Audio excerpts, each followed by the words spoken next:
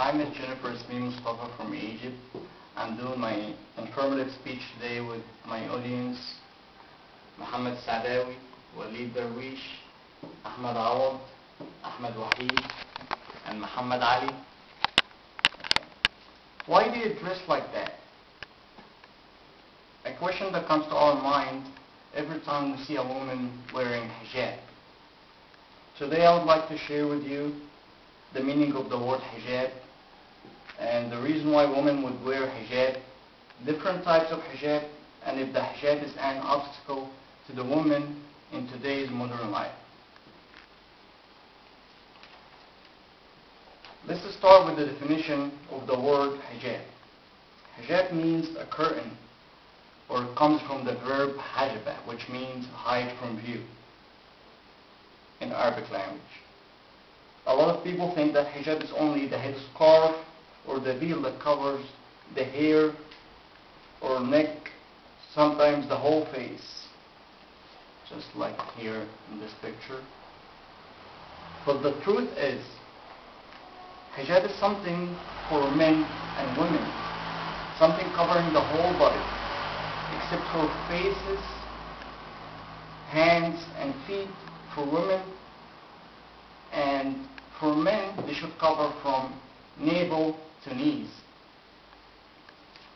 And this clothes should be loose, thick, in order to prevent the shape of the body from being seen. Now that we know the hijab meaning, I would like to discuss the reason why women wear hijab. For Muslim women, the simple reason is that God has commanded it in the Quran and Sunnah. And here is what Quran says about hijab.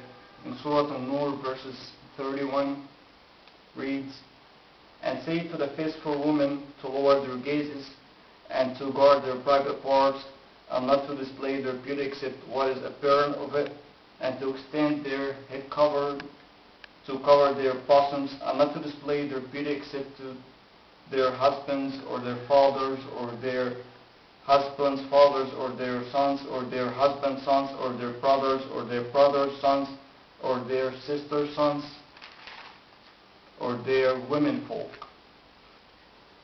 And also in the same verse, Quran says, and not to strike their feet on the ground so as to make known what the height of their adornments. But what about looking at hijab from non-religious aspect?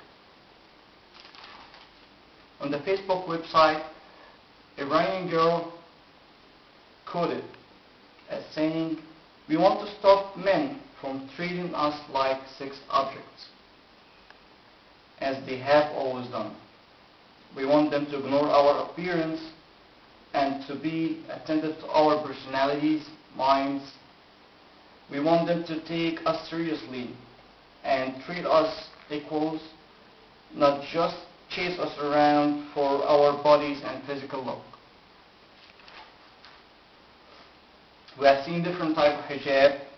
One that covers the hair, neck, and the body, except for the face, just like here in this picture. And another type that covers the whole face except for the eyes, like in this picture.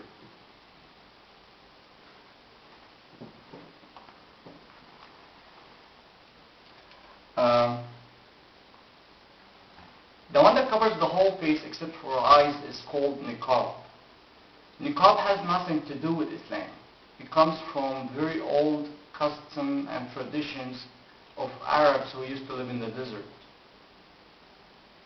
but was never mentioned in Quran or Hadith. Many women wouldn't think of wearing hijab because they think it would be obstacle in today's modern life, which is not true. Covered women are doing everything uncovered women would do. A picture of covered women playing football is right here. I think cover of head or headscarf will never prevent a woman from doing anything that uncovered women can do. In conclusion, Quran contains commands for women to guard their private parts, not to strike their feet on the ground so as to make known of what they hide of their adornments, not to display their beauty except what is apparent of it, like in this picture, this is apparent of beauty.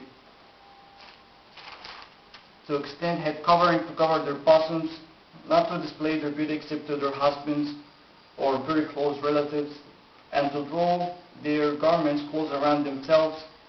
The website hajaba.com stated that any feminist will tell you this obsession with women's beauty and sexuality is bad for women and should be ended.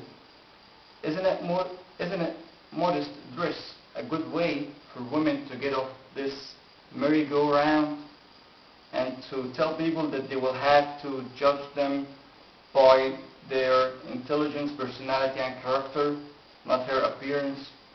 Hijab will never prevent women from being important and useful part in the world around her.